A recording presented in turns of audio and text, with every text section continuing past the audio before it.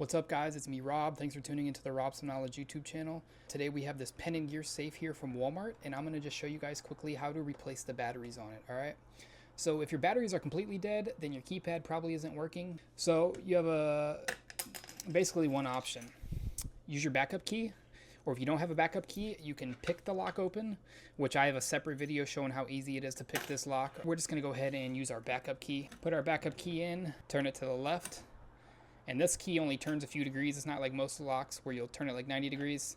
Literally just turn it, open up, and you're now in your safe, all right?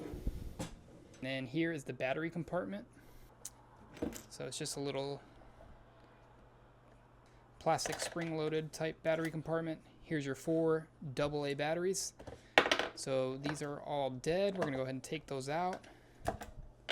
We've got our new batteries. Gonna go ahead and put those in there.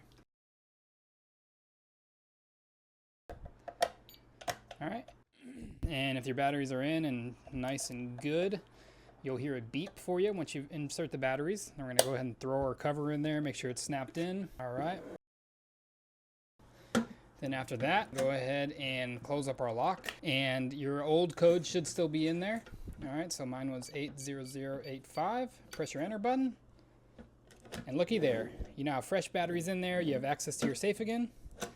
And that's how you do it, guys. If this helps you out, please smack the thumbs up button. It helps me out so much, guys. If you have any comments, questions, or concerns, leave them down below. Until next time, make sure you hit that subscribe button and turn on the notification bell, and I'll catch you guys in the next video. Peace.